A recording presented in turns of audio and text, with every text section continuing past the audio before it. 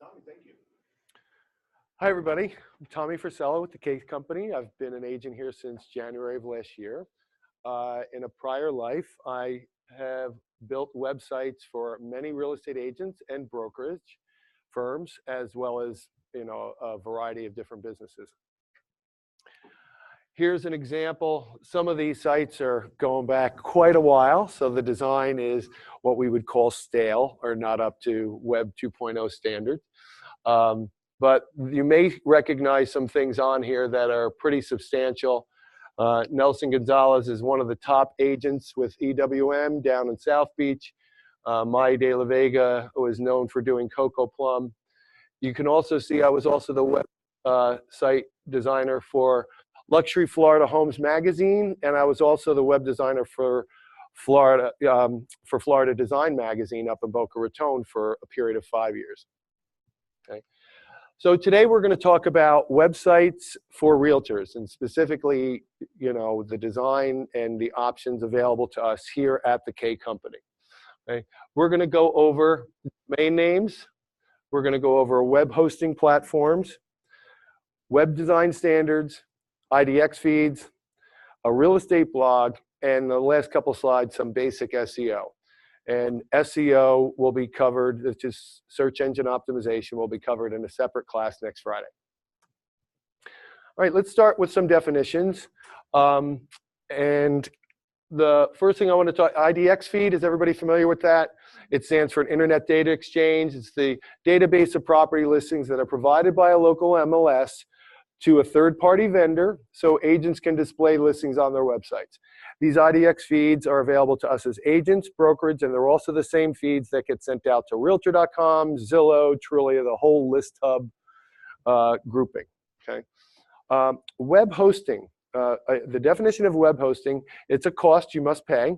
It's where all the files, everything that is your website, the pages, the images, the video, everything, it has to reside on a computer on the internet somewhere that's accessible to people when they type in your web address, okay? There's a cost for that, and that's what web hosting is.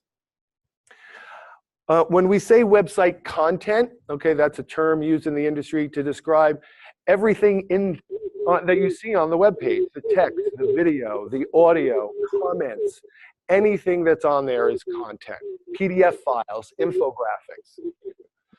Another definition I'm going to talk about is responsive design. What responsive design means is that it's an approach where your website is displayed properly on a variety of devices. So it looks one way on your desktop computer, it looks another way on an iPad, and it'll look another way on a phone, depending upon the screen size. And I'll show you some examples of that. And then search engine optimization is the process of maximizing the number of visitors to a particular website by ensuring that the site appears high on the list of results returned by a search engine. Domain name. I always love this definition. A domain name is an identification string that defines a realm of administrative autonomy, authority, or control within the internet. Okay, so exactly what? It is simply the name of an internet site that a user types in a web browser. There we go. Okay, so there's some examples of domain names. Okay. Quickly, there's two parts of the domain name. There's the part that is the actual handle here, okay, filed by the domain extension, which is .com, .realtor, .org, .net, .biz. There are hundreds of them, whether you're aware of it or not. Okay, domain name selection. And, oh, by the way, if anybody has any questions, please stop, and I'll be happy to answer them as we go along. This is a very important part of your website creation process, is selecting your domain name, okay? When you select your domain name, you want to go over these 5 things for a few days, do some research, so you're choosing the best available name for you, okay? Availability. Many common names are already selected, and real estate domains are very competitive. Okay, So if you think you're just going to be able to jump online and register PompanoBeachRealEstate.com, it's already taken, I can tell you that. Okay. You may want to think about trying doing something like Pompano-realestate.com. It's probably also taken. Okay. But they're the places that allow you to search for them. When you search for these domains, it'll tell you it's already taken and you can move on. Another option you want to worry about is your brand identity. Do you work as a team? Okay, well then if you do, then you should select a domain name with your team name, because you want all your branding to be the same online as you brand yourself in the real world, in print and emails and all that. The length of a domain name. A shorter domain name is easier to visitors to type. Long domain names really don't get penalized by Google any longer unless it's extremely long and makes no sense to them based on the content that's on there, okay? But it's easier for people to remember, you know, when it's a short domain.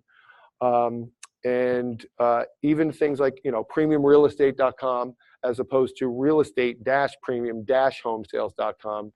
When verbally spoken, it may not be, you know, the retention by that person receiving it may not remember, were there 2 dashes, was there 1 dash? Keywords in your domain name. Okay, although in the beginning of the internet, having a keyword in your domain name was crucial, it's no longer considered as strong as a search ranking factor. But using a keyword in the domain helps brand you as a real estate agent or the market you work and makes sense for customers, okay? You should give high priority to any domain name with the phrase real estate or realtor in there, okay? However, the use of the word realtor in your domain name is allowed, but there's only certain conditions, okay? And I'm not gonna go through those conditions. They're available online. I've provided you the link here to make sure that if you do that, that you follow all the rules. And as I explained, we have domain suffix as a business entity. The selecting .com extension is the natural choice, okay, as it's the most commonly used by customers. You may also wish to select .biz, which is a suffix created for business or commercial purpose as well. However, in 2015, the National Association of Realtors obtained approval for the realtor.com domain suffix. Now, as I said, when you're going to try to register any domain for something with .com, Boca Homes, Wilton Manor Homes, it's going to be difficult. Most are going to be already registered. They may have websites attached to them, but they may not. You may go there and it'll say this domain is up for sale. Okay, that's through a private reseller. Okay, some of them can cost you thousands of dollars. It's your option whether you want to pay that or not. So feel free. However, and if you do use GoDaddy, if you do register a .com or anything else other than a .realtor domain, it's just a personal preference of using GoDaddy. Using with clients over the years, it's very simple for most people to do. They're great at sending you reminders when your domain and hosting is expired. Not only that, if you fail to pay your domain renewal, you immediately don't lose it. They're gonna retain it under your name for 30 days and send you a reminder constantly. So they're really good, and their customer support is top notch.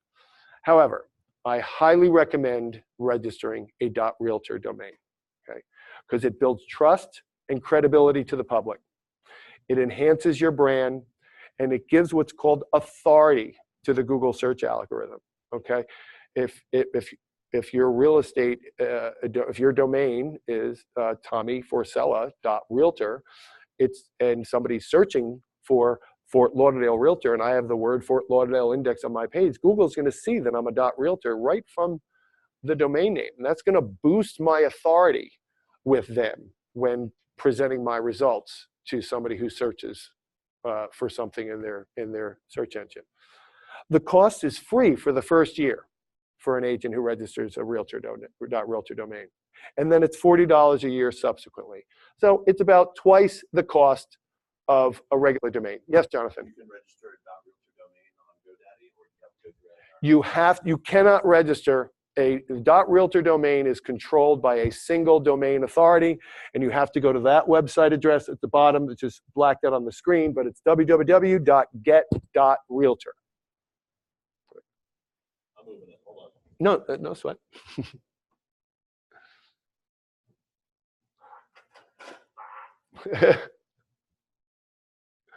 So I registered it. I set my alarm clock for the minute they became available because I wanted simply Tommy.realtor. Permitted realtor domains must include at least a first or last name. You don't have to use your full name like I did. I wanted short, simple, Tommy.realtor. How can you forget that, right? Middle name must be used with your first or last name. What that means is if your middle name, if you're using your first or last name, but your middle name is part of your license registered, you got to put your middle name in there too. Nicknames are permitted.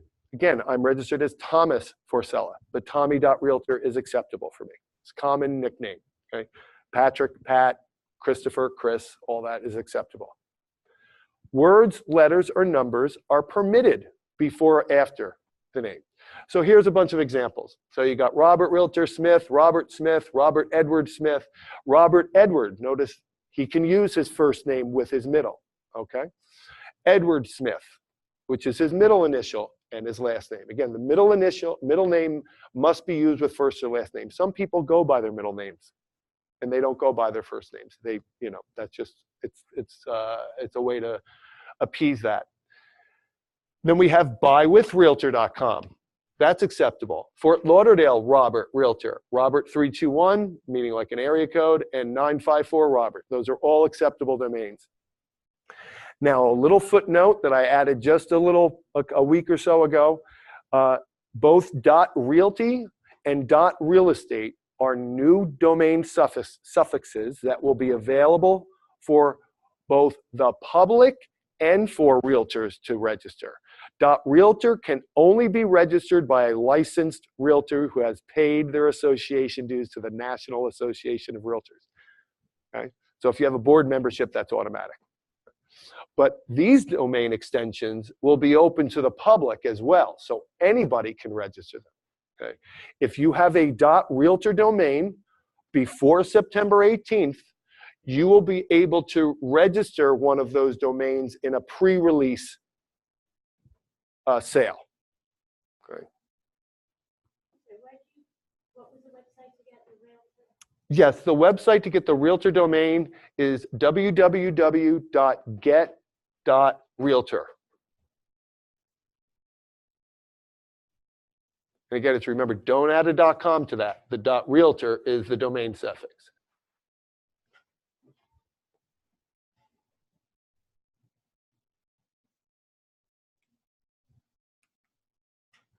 Hey, any questions? Nothing online? Good? Oh. Okay. Now we're going to get into some website options that are available to you, okay? There are a lot of options available. The days where you used to hire me to create the thing from scratch, when the MLS IDX feeds didn't exist, I had to create all the property pages by hand. So the agents and brokers sent me the text description. They sent me an email with 15, 20 images. I processed the images, put everything up. If there was a price change on the system, they had to send me an email. Tommy, we dropped the price to this. Tommy, this is under contract. Please add pending sale to the website. It was all manual. Okay. That's changed. It's been quite a while since that's changed. And I'm going to go over 4 website design and hosting options that exist today for real estate agents. The first, and the one that most of you will not use, is a custom, unique design website. Again, that's hiring a web designer to build something from scratch. Okay? And he's going to create a unique layout and design that nobody else has on the internet. You'll work with him on colors, on font choices, on image placement, on the navigation menu, on all the aspects of your website. You're going to be in contact with this web designer and his or her team on building your site. Okay.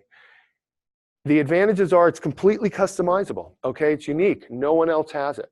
Okay, And you can fully customize anything on the site. There's limitless options. You have complete control over the content and design layout.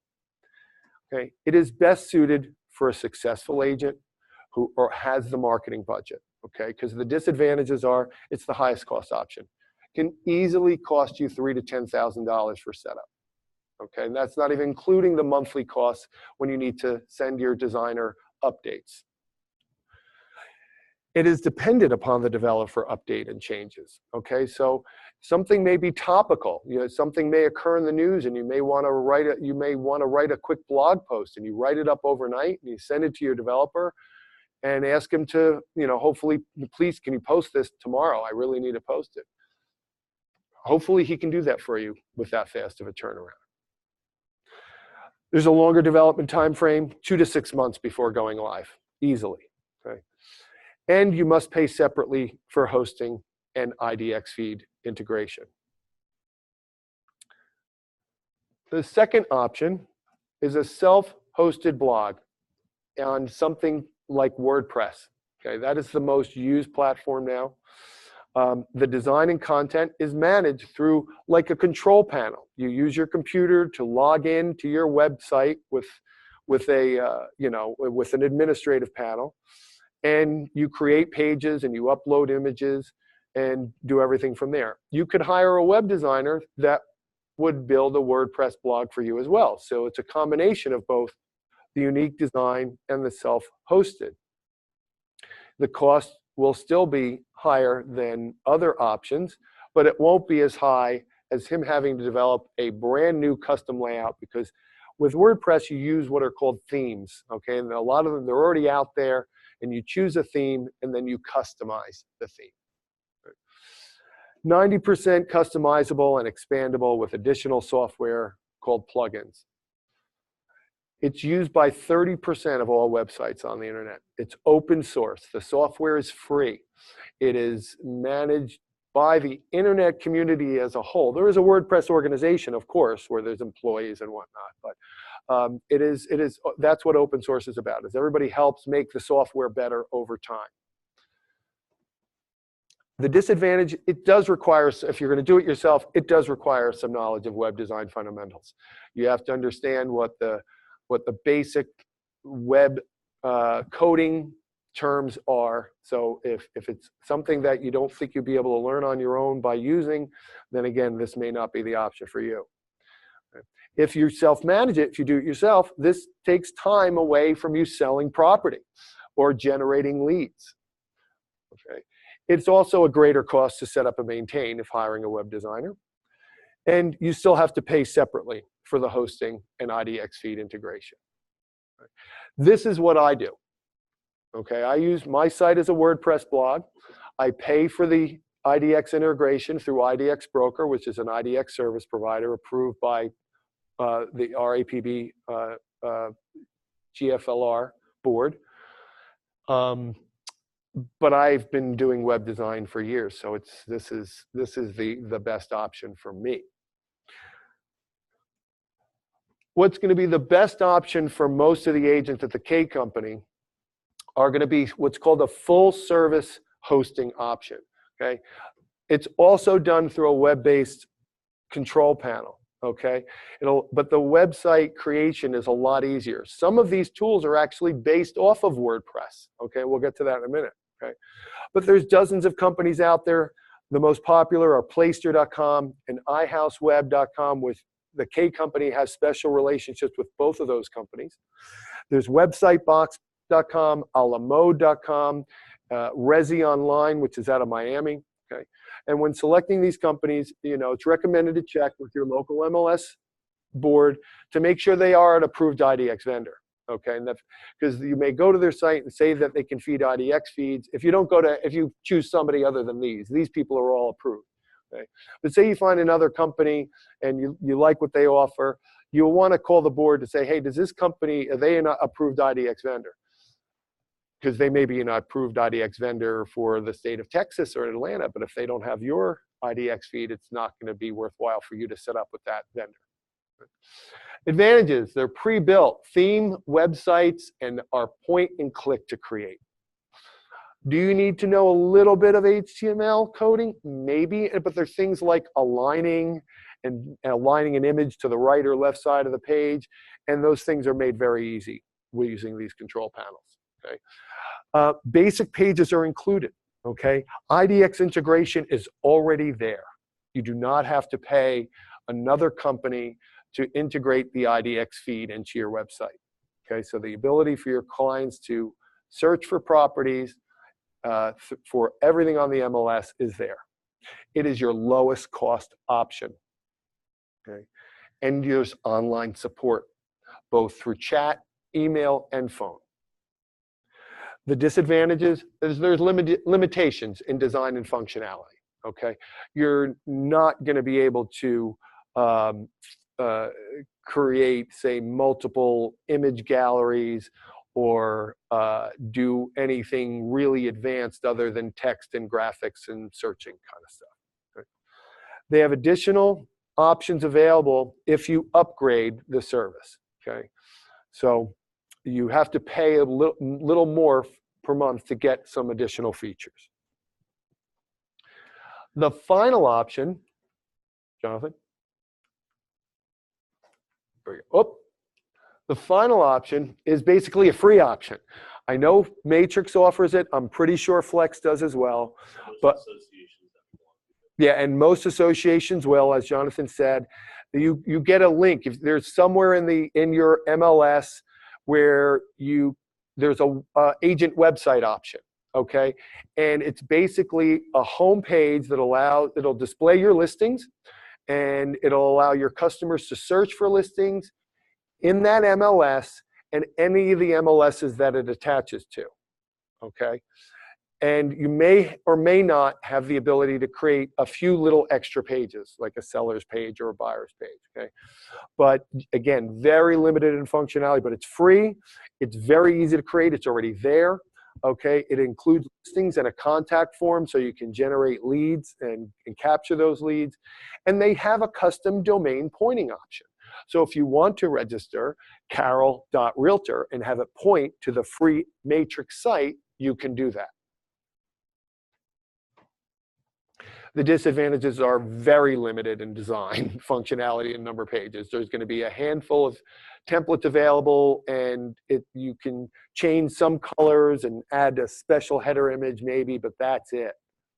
Okay, and it's just listings and text and, you know, the upload of occasional graphic, but that is all you get. Now, this could be an option for you, okay? If 95 or 90 to 95% of your business is consistently generated through word of mouth or referrals or your networking, that's where, and you've been successful for a long time doing that, then having a simple website like this, just for, you know, the hell of it, is, you know, without paying anything, that this could be what works best for you. Right. It really depends on what their goals are. Yeah, it definitely depends upon what your goals. If you want to grow your business, then no, this is definitely not the option for you. Okay. Basically a resource to send people to search properties. Exactly. It's a resource that you can send them to. If you're talking to somebody quickly, you can say, hey, just, you know, I just have a simple website because I do all my business this way. But you were talking about this property. If you go to carol.realestate and type in the address there, at least they can see the listing immediately without having to maybe wait for you to email the listing separately. Right? Gives you an option for them for you to brand yourself, so you don't have to say, hey, well, just jump to realtor.com and search for the house. Send them to your own site. Okay, so I went over the full service versus the blog custom. Okay, wait, hold on a minute.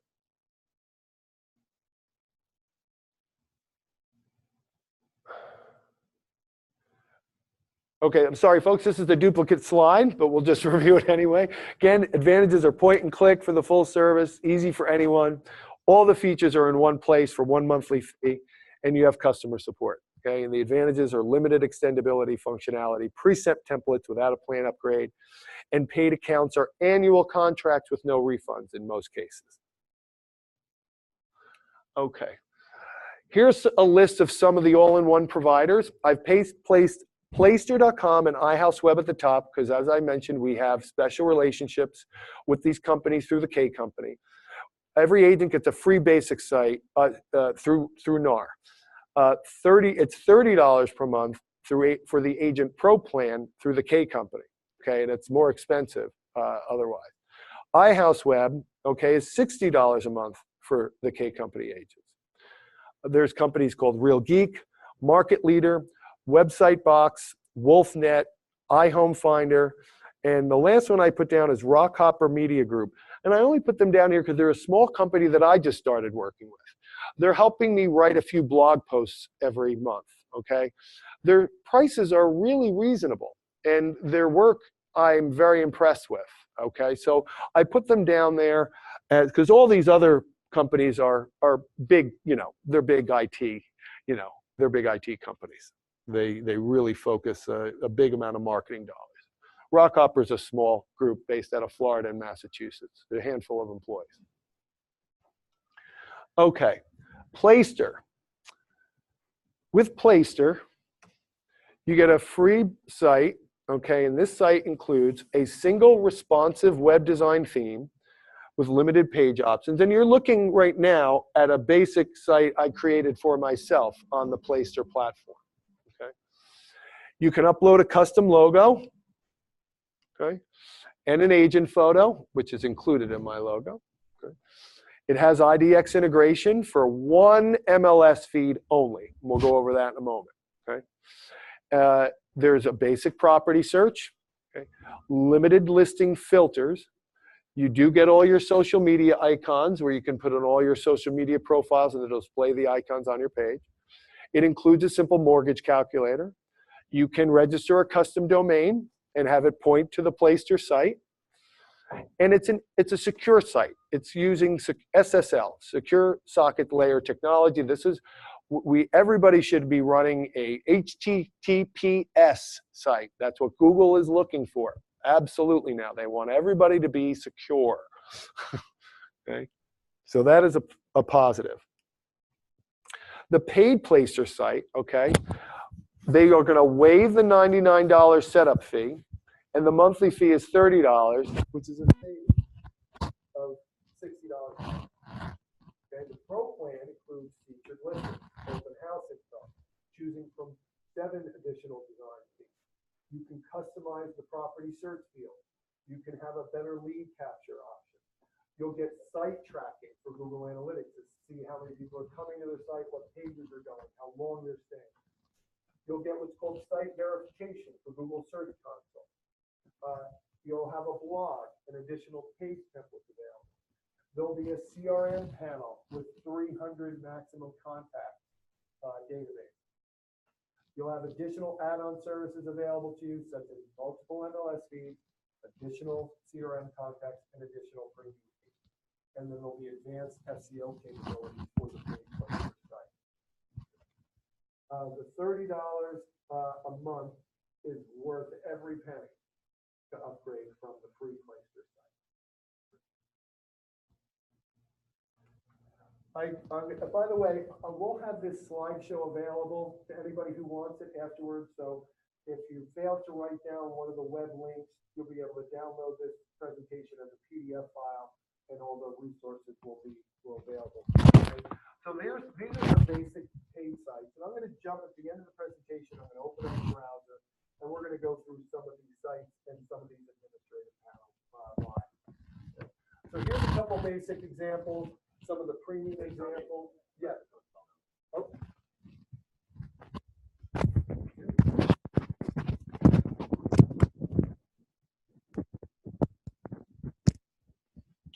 Looks like a thing came off.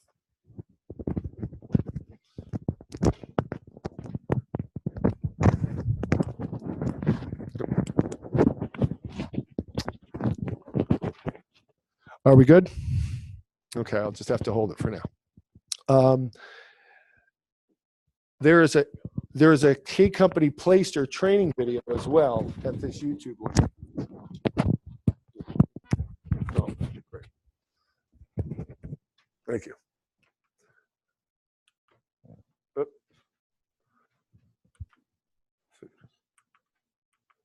Okay, iHouse Web. Another company we have a special relationship, and they provide agents with a fully hosted website solution. The normal $398 setup fee and $90 a month fee is reduced to $40 setup and $60 per month.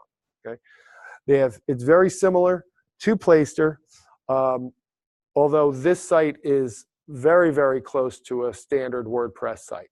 Okay, they have integrated IDX. You can create saved search pages, meaning you can create a custom search for a specific market area and present it as a link or a page of properties on your site. There's an IDX search app for Facebook pages, which means if you have a Facebook business page, you can create a search for property link in the options of your Facebook page, and when they click to that, they're going to be able to search directly within Facebook for properties. Okay? And it'll present them with a list of results directly within Facebook. They have over 300 responsive design templates available to choose from.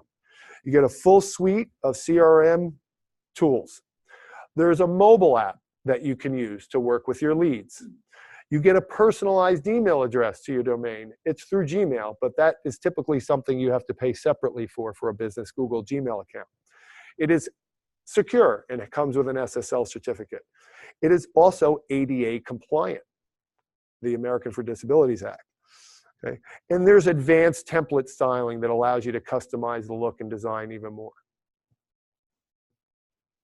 Now, when I look at Playster versus iHouse Web, the iHouse Web is much more customizable. It gives you a lot more content options than Playster does. So it's going to depend upon what you think is best for you and how many pages you're going to build, how much you're going to update it over time, and which control panel seems easier and less daunting for you to manage. Only you can determine that. Okay. So for example, this is what the iHouse Web control panel looks like. Okay. We've got a navigation section on the left. This is everything's generally you log into a dashboard. Okay. And there's settings. There's a link for listings, blog. There's a link to check your traffic. Okay. This is where you control your domain name. And basically, you're going to click on one of these, and you're going to be given a list of options. It's not like you're presented with a coding page for anything. Yes?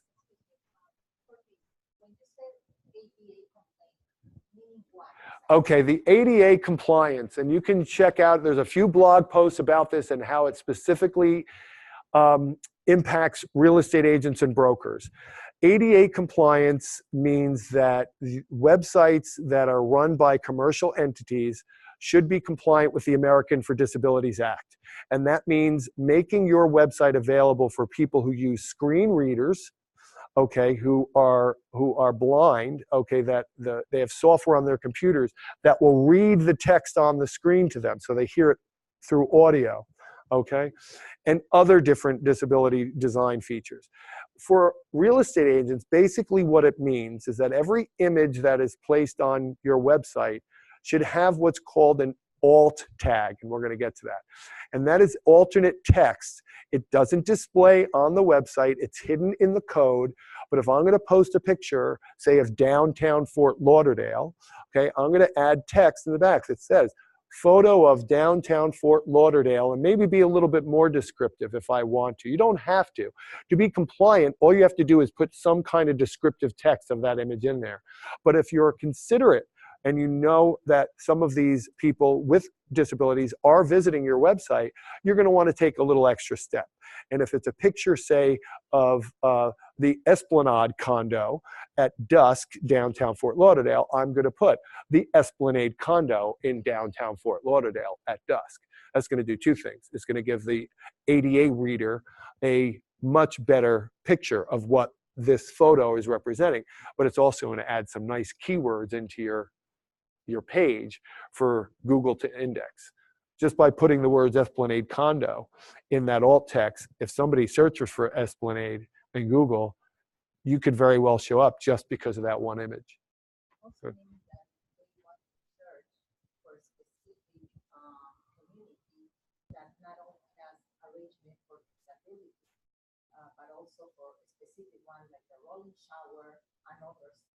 That's a little different. That's where you're talking about properties that have, or a property or properties or buildings that are good for people with disabilities. This is talking about code compliance in web design.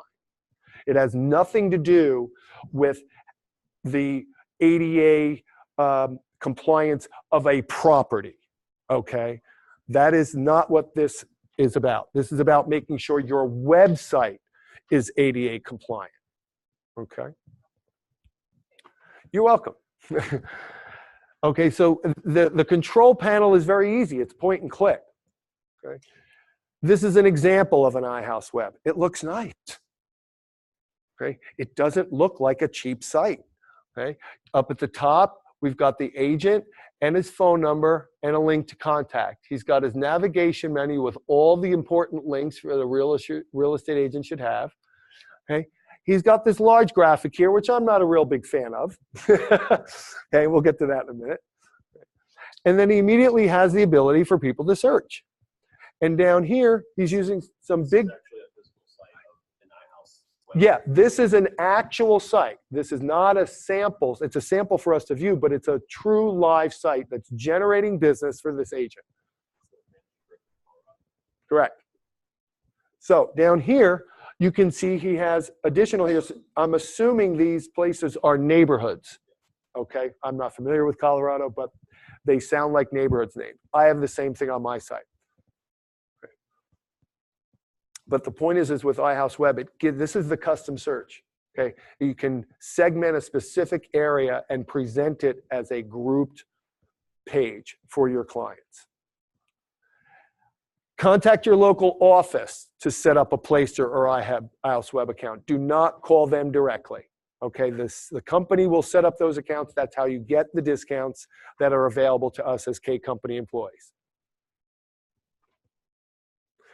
Any questions so far on anything we've covered? Okay, we're going to go over some standard design layouts now. Okay, the first page I'm going to go over is called single column design. Okay, and what this means is it's just a single column. Okay, no matter how it's broken up, it's a single column. Even the site we just looked at, it followed this format. Okay, but it's still a single column. Yes, there's 3 areas over here, but the navigation is a single column, the header is a single column, the main content's a single column. This is what I call sub-content. Right. The next option, Jonathan, I'm locked out. Okay, are sidebar designs, okay, or 2-column or 3-column design. You can see we've got a header, navigation, the same across the top, same with the footer, but we have content in a sidebar. And this sidebar stays on every page throughout the website. You can have it on the left or you can have it on the right. I suggest the left. Or you can have 2 sidebars. It depends upon, your layout is going to be determined based on how much content you have or how much content you think you're going to have. Okay? You don't want to choose a simple website like this, okay? If you decide that you're going to build a website and you're going to have, 15 main pages for content, buyer information, seller information, search for property, sign up for a CMA analysis, whatever these various pages are. But then you're also going to have, say, 25 to 30 custom saved pages for condos on Galt Ocean Mile, okay? Or for specific communities in Boca Raton. Well, then you're going to want to have an area that's always available for your customers to click at that are outside the main content area. And that's what these sidebars are for, generally, okay? Is for content you always want available there, but is not part of the main navigation, okay? And doesn't belong in content by itself. These are the most used layouts on the web today. Yes, Jonathan? Do you find that one design is more effective than Yes, I do. Absolutely. And we're going to go over some of that as well. I prefer, like I said, you're either going to, the single column is good again for a basic agent. That's what a lot of these Playster and iHouse websites will be single column design. Okay? But these, either one, I would actually go with just this one, okay? The left sidebar content is also very popular. Okay, you'll see that on a lot of websites. Even things like Gmail follows this design. You've got when your folder list is open. When you have your folders open, they are on a left sidebar and all the content appears on the right. Outlook, the application on your computer. You have all your folders on the left and your content on the right. Okay? So it works very simple, similarly to that. Okay, responsive design. At minimum, 30% of your web traffic is going to be generated from mobile devices immediately. As soon as people start going to your site, 30% of it will be from somebody on a phone, which means your website better look good, and it better be easy to navigate for people on a phone, because otherwise, if it's not, they're going to leave and they're never going to come back. Right? So what you can see here is the difference between what my website looks like on a computer and an iPad, for that matter, because I have chosen to tell my website to treat tablets like a computer screen, because tablets are wide enough, okay? And and the way my site is designed, the content can fit on a tablet, just like at a desktop. But when somebody visits my site on a phone, this is what it looks like, okay? Now let's go over the differences. In the desktop and iPad, my navigation menu is all the way at the top, right? Followed by my header, which is just my logo, all my accreditations, and my social media links. The content is here, and here's my sidebar. Now on the phone site, this is all gone, all right? And this menu here has been collapsed to this little drop down, okay? So now they click on the arrow and the drop down list appears, and that's how they select the pages that appear at the top. Then all the content here, then that's placed first. This sidebar content does appear in the phone view, but all the way at the bottom, underneath the main content, the sidebar appears, and then under the sidebar, I've got the footer information that appears at the bottom. The websites that through iHouse Web, through Playster, through most WordPress templates will automatically create this. You don't have to do anything. So you don't have to worry about creating a second site. Okay, it's already going to be mobile compliant for you. So that's what responsive design is. Okay, now we're going to go over some web page design fundamentals. Some of these items are standards in the industry. Some of them are personal, professional opinions on how your website should be designed. It is not something that's written in stone that you'd be penalized for by Google by not doing some of the things on here, okay? But now that the internet is a mature industry, there are certain standards that have more or less automatically come into play. Okay? One of the first things is your logo should be in the header at the top or right of the page. Okay? I say it should be no larger than 125 pixels in height. Right? When I list my properties and I put signs on my properties' homes, my photo is not on the sign. That's my personal opinion. Okay? Talked to a lot of sellers over the years, and the majority of them don't like realtor signs with a big, with half of the sign with the agent. They feel the agent is advertising themselves and not the house. Okay? Same thing goes here. Okay? Now, years ago, when I created Nelson's website, if I jump back to that slide, okay, it basically was a blank page with a big picture of him on the front. Okay? But back then, Nelson was a brand, and he still is today. Okay? And he sells luxury property. Okay? And that was his choice. It worked for him then.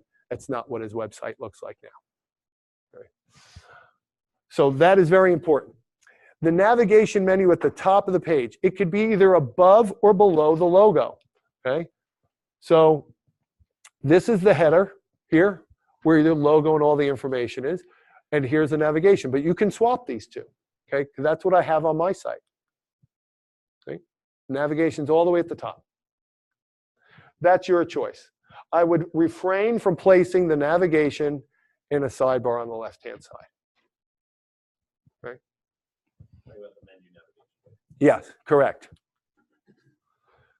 Social media icons should be at the top of the page, incorporated into the logo, or above or beneath the navigation menu.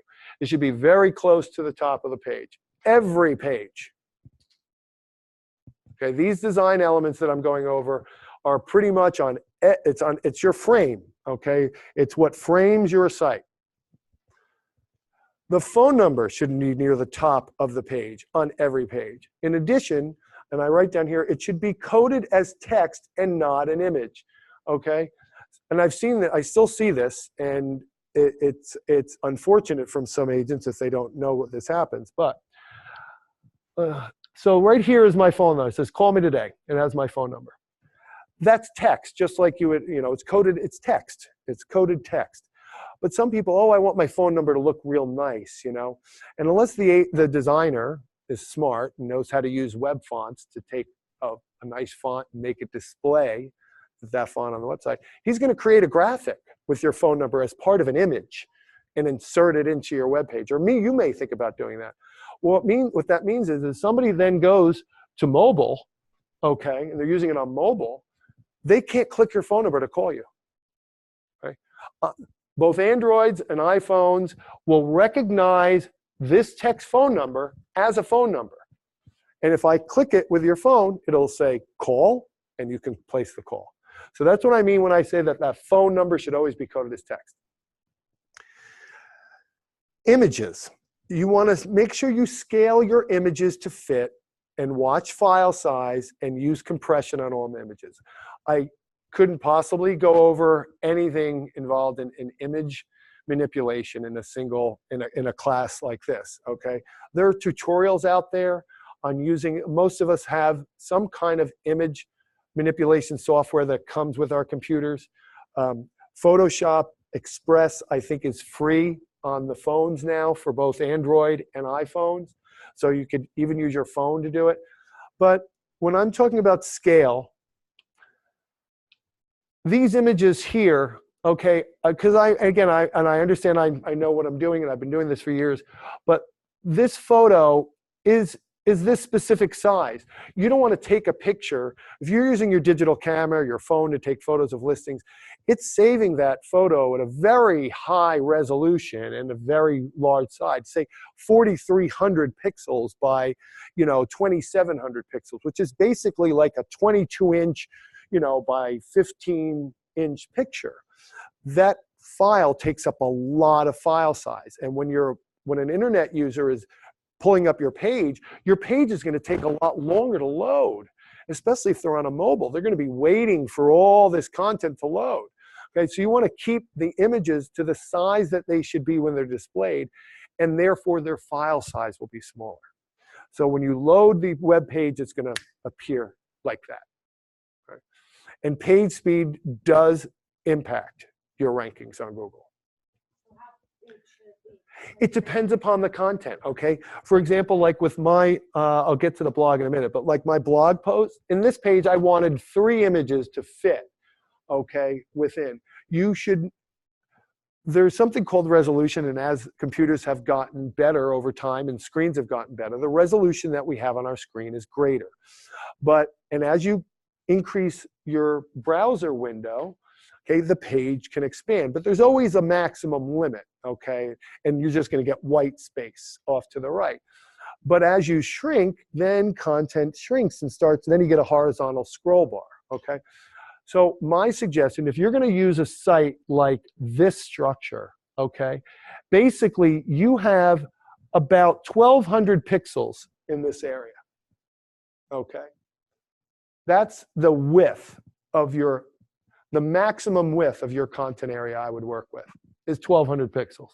Okay? So if I wanted these 3 images placed there with some space between them and some padding, Okay, I'm going to make each one of those images 300 pixels wide. Okay, because 300 times 3 is 900, and then you allow for the additional space for the padding. You want some kind of call to action, what I call above the fold. It's an old printer's term.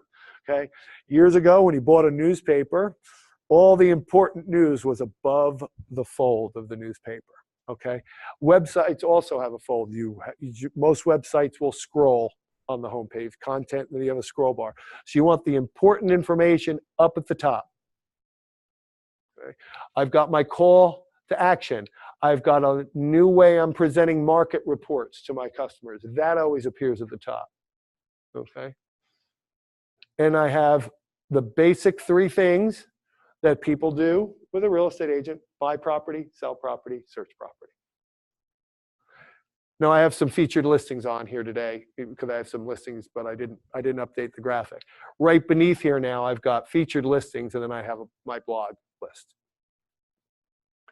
Supplementary information below the fold and above the footer. So there's my blog list, supplementary, below the fold. When you open my webpage, you see about up to here on the screen anyway. And then you can scroll down and just additional blog posts.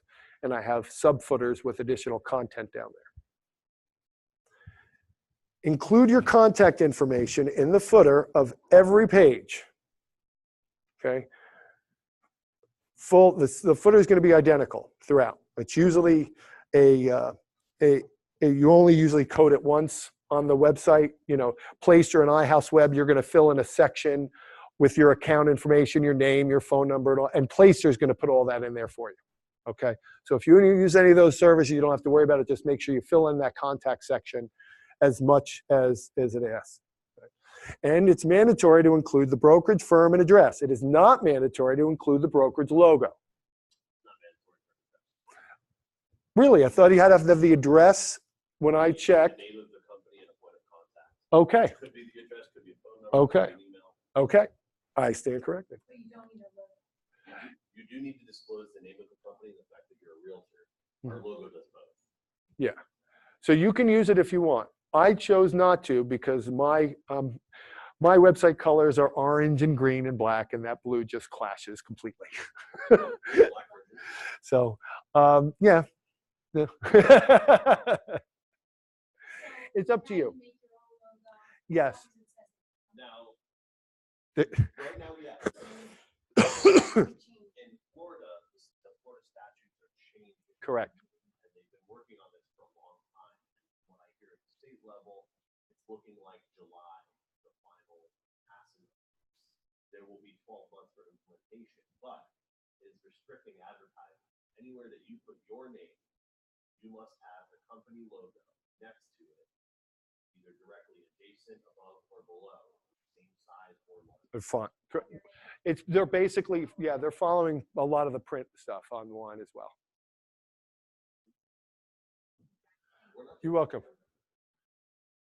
Because some agents brand themselves as a team, a group.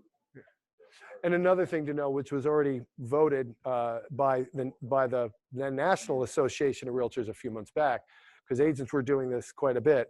When we were talking about domain names earlier, okay, you cannot use the initials MLS in your domain name MLS. at all.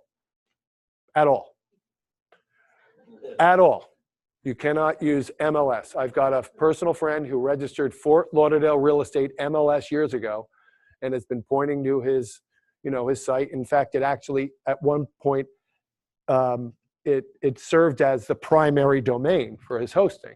Okay, that's no longer permitted. It's very misleading, correct. Yes, question?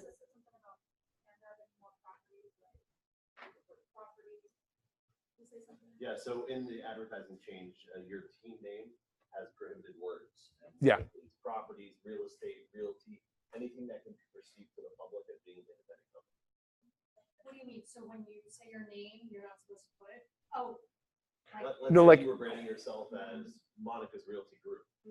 That's okay. But you couldn't do Monica's Realty of the K Company Group. Gotcha. Or Monica Real Estate, or Monica's Properties. it has to be something different that doesn't perceive to the public that you are an independent real estate agent. Okay. It's all about transparency. Yes, exactly. Okay. The 7 mandatory pages that every real estate agent should have on their website. You want a page for your buyers. You want a page for your sellers. You want a search page. If you carry listings, then a featured listings, my listings page. If you don't carry listings and you always work with buyers, exactly. We'll get to that in a second too. Okay. You want an about me page. Okay. You want a separate contact page. Okay, and if you can do it, you should have a blog, because that's where a lot of the content is going to come, and that's what's going to that is what could drive a lot of traffic to your site through the Google search engines. Talking about blogging, how do you feel about word blogging versus blogging? Either a video blog, perhaps better. Okay, the users are looking for video, and Google is placing a higher ranking factor on video. No, yeah, it could be, well, YouTube is owned by Google. Okay, whatever hosting platform you want to wherever you want to host your video, that's fine. You're going to basically embed those videos on your page. Okay, with embed code. Okay, and I believe Playster and iHouse Web will allow that within their coding. Yeah, you just paste it in there. It's cut and paste. It's very simple, and the control panel will make it very easy for you. Okay, so let's go over some of the details of these pages. Buyer's page. So here's your initial chance to impress your future buyers. Okay, you need to create a single paragraph of text with the basics of why they should work with you over other agents. Okay, and these are some things you can include on that page: accreditation, specialized training or experience, any association memberships that you have. Even though we're all members of RAPB, GFLR, a lot of agents don't put that on there. Okay, but if you start listing, you've got 2 certifications, then you list RAGFL membership, you can list your NAR membership, it just fills it out a little more. The general customer may not know that, oh, every agent has got that. Okay, it helps. You can have additional pages for buyers, okay, like steps for buying a home or information about home inspections. Okay, you could have information about getting pre-qualified. Right. You could have a mortgage affordability mortgage calculator, which the iHouse Web comes with by default. Right. You have the option, and you may say, well, why do we need a mortgage calculator? There's hundreds of them out on the internet. You want to keep people on your site. The more content you have, the more they'll stay on your site, hopefully. Okay. And you could give them the option to sign up for property alerts. Okay, so it would be another form for them, where they put in their name, their phone, their email address. It could be as detailed as you want. Choose your city, how many bedrooms, how many baths, minimum square footage, min-max price. Or you can just leave it simple for them and leave a big text box and say, give me a general idea of what you're looking for, and then I'll contact you via email for more specifics. Okay, that's a little better, because it's easier for the user. Okay, to quickly jump in the box, looking for a 2-bedroom, no more than $35,000. And if that's all they want to type, that's fine. It's in. As long as you get the information and you email them back as soon as physically possible, you may be able to maintain a relationship and get more info. And then you can set up those alerts and have the property sent. Any questions about buyer page? Okay, the seller page. How do you stand out from other listing agents? Okay, you need to have a strong sales message on this page if you want to get people to call you to list their house. Okay. This is actually a good practice to go through for preparing for a listing appointment. Absolutely. You should be able to have all of this data of why you want things to different. This should be a digital duplication of your listing presentation, maybe with a few things in the presentation not included here, so that when you get to the presentation, you can provide that additional wow factor with those little juicy bits. Okay. Talk about the number of closed sales you've had in the past year, your average time to closing, your average close price as a percentage of list price. Okay? In Broward, overall, houses sell between 94 and 96% of asking price. But if, like me, I do a lot of sales in the condo association that I live in. And generally my condos, because I am very good about pricing it based on recent comps, that most of my condos sell between 98 and 100% of listing price. Okay, so I'm going to talk about two different things. Okay, since I am a Royal Park realtor, I'm going to say Royal Park sales 90 to 100% of listing price. Otherwise, I have this percentage. You could put a list of your sold properties. Okay, if it was in the MLS, okay, these IDX feeds generally keep track of all your properties that have been sold, and you can incorporate the sold feed very easily. Okay, you can include some marketing techniques that are used to make you stand apart from others. I do Matterport tours for every single one of my listings, whether it's a 750 square foot condo or a 4,000 square foot house. It's called the Matterport tour. In fact, we have an agent called Bob Chapin who works with us that has a camera and did my last two, and he was wonderful. Fortunately, Bob is going away for a couple of weeks, so he won't be available in the short term. But it is a special kind of virtual tour, and I'll show you an active example of that at the end. Okay. It's just the best way to tour a home virtually, in my opinion. Okay, it's the software and the camera is top notch. So a marketing technique that can make is simply utilizing or mentioning what everyone in our associations have access to, but don't necessarily say it. Correct. For example, the listing syndication. Every one of Yep. our listings goes out within 24 hours to 427 real estate affiliated websites like Realtor, Zillow, Trulia. Yep. Everybody gets these. But the fact that people get complacent with that, Yeah. and they don't use that to their advantage. Correct. Like Proxio International, I market to 72 different countries throughout the world. Yep. A network with 72 brokers, 72 countries. And it's all automatic. I mean, the system does it automatically. It's all right here.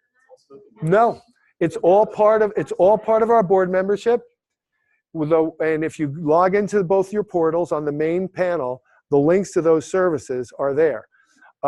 And you can generally, when you log in, it pulls all your data from the MLS. It's all fed through. But sometimes you can customize the basic contact information and some of the stuff. So the stuff that's getting sounded is enhanced a little more. Okay. Yeah, it's all done automatically. Sellers, you can allow them to sign up for a free comparative marketing analysis. Okay. Now that form is going to be, right from the bat, you want to get every information. That's going to be a big form. What's the address? How many beds? How many baths? Have you upgraded the home in the past 5 years? Age of the AC, age, because if you're doing a CMA, you need to know some of those details when you're looking at comps. Are there impact windows? Are there shutters? Is there an HOA up here? Is there a membership fee for the BOCA or whatever? All those things should be part of the form when collecting the info for the CMA. You could provide home staging advice, okay, or other advice for sellers. Okay, that's just a small amount of information you can include on the seller page. Third page, you have to have a page for people to search property. Okay, if you're not going to have the IDX integration on your website, you shouldn't even have a website as a real estate agent. It's pointless. Okay. And the IDX feed is going to give you various ways to search, but you should have a map search option, an address search option, an option where they can search by an MLS number, and then an advanced search, okay? There may or may not be certain filtering options available for you and allowing somebody to narrow by price or number of beds. It all depends upon whatever service you choose and the options that they give to you, okay? Now, in Broward, I'm not sure how it works north of Pompano Beach, really, okay? But in Broward County, zip codes span neighborhoods of very disparate property values. Realtor.com called me years ago and wanted to know if I wanted to buy the 33308 zip code for lead capture. And when I asked him what the rate was, he told me it was $384 a month. I said, why is that so high? He goes, well, you've got $1 million properties there. I started laughing uncontrollably. Okay, that 33308 zip code spans from a small, I think it's maybe 500 yard stretch of the beach in Oakland Park and goes west to Federal Highway. Okay? The only $1 million homes were the 15 homes on the ocean. And they were basing their entire price on those $15 million homes, okay? So having an option for a client to search based on zip code in South Florida, in my opinion, is not useful, okay? Because a client's going to search for 33308, and it's going to show them a $4 million beachfront house and a $240,000 one-bedroom, 600-square-foot condo, right? And that's not really helpful. And then they have to, if it doesn't allow them to filter, they're going to be gone. Your search is not useful to them. They may, think just because of that one zip code search, I can't use your website to do something else. So I tend to refrain from even offering a zip code search option if you have the ability to turn that off. Okay. If you're a listing agent, you need a page with all your current listings with link to full page views. Okay, so these are the listings that I have now. They're all at the same complex. There's 3 for sale under condos and townhouses and 1 for rental property. I didn't have to do anything to create this page. Okay, IDX Broker creates, there's a featured listing page automatically in the system. All I have to do is include the link in my code to display it. Okay. When you click one of these, you're taken to a full property view, and we'll go over that at the end as well. Okay, now I said specifically you should have an About Me page and a Contact Us page separately. Google is looking for 2. Okay, so maybe you think, oh, well, I can do both of it at one. I can have the About and the Contact. I had that before as well, okay? And then I forgot about Google's algorithm, okay? And I created a separate one for the hell of it, okay? So always have 2. To your About Me page, give visitors current and background information about you as a realtor with background information out of career. If most of us have had a prior life, okay, you can include that information as well, especially if it enhances your skills as a real estate agent, an interior designer, working in any kind of finance, even if it was in the mortgage industry. Me as a website developer who did websites for major brokers early in my career. Those are all positive things to put. It's a good place to jam-pack text with real estate-related keywords. Okay, you're going to talk about, you'll have things like homes and properties and condos, Oakland Park real estate, all that kind of stuff will be in there. Visitors want to know who they're working with. Okay, so make sure you include all your accreditations and all that stuff, a professional photo, include the market areas you service. Okay, include testimonials. Unless you have a good amount of them, separate them, and then you can separate them on a separate page. Okay, if you're, sometimes it could be hard to get testimonials even from previous clients that loved you. Oh my God, you were so fabulous. Everything was so great, but they just moved into their house, and the last thing you want to do is take some time off, just even if it's a couple minutes. So it can be hard. Okay, but have them on your About Me page. Okay, if you've got more than 5 or 10, and sometimes we have a lot more, but we only want to display a few, and you can do that too. That's what I do. Following are just a few, or just a selection of my clients' testimonials. Okay? So you just word it well, okay? Try to keep the most current ones up there. Okay? Your contact page, give visitors all the different ways that they can contact you. Now, even though at the top of my page, I've got these social icons, you'll want to include them in the content area as well of your contact page. You're going to have a larger logo, a larger picture of yourself, your name, your accreditation, all the contact, phone, cell, fax, still include a fax number. We all get a free eFax account. Include it, okay? You will not get fax. What? What? Oh, I apologize. I'm sorry. I'm lucky. I have it. You don't. But you can, if you do have your own fax number or whatever, include it. People are not sending fax spam anymore, so you don't have to worry about that kind of stuff. Now, like I said, you're going to display your social media icons and using larger images because you're going to fill the space, okay? Have a contact form for your visitors who prefer not to use email or calling you, okay? It allows them to be anonymous, okay? But having said that, on my contact form, I require one or the other to be submitted from the client. Either they have to give me their phone number or they have to give me their email, one or the other. Okay, this next slide I threw in here, all right, it's the NAR Internet Advertising Policy, okay? This is what I pulled from the NAR Advertising Policy, okay? Licensee advertising or marketing real estate brokerage services on a site on the internet must include on the firm's homepage or on a clearly identified link appearing on that page the following data. The licensee's name, the name of the firm with the licensee is affiliated as that firm name is registered, or the registered DBA name, commonly registered abbreviations are permitted. For example, I used to work for Wolf Real Estate Group, that was her DBA. So, but I could put Tommy Frisella, licensed realtor, Wolf Real Estate Group. Okay, I didn't have to use the LLC registered name. The city and state in which the license office is located. So that's what's required. You don't need the address, you have to have the city and state. And the regulatory jurisdiction in which the licensee holds a real estate broker or sales license. So here is an example, Tommy Frisella Realtor with the registered trademark. That is a requirement, okay? The K Company Realty, Pompano Beach, Florida, Florida license SL3068382.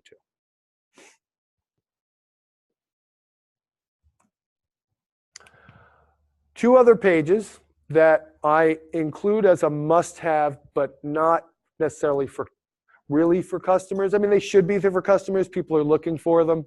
Okay, we are collecting information. We're taking their name and their phone number and their email address. We're sending them newsletters or whatever.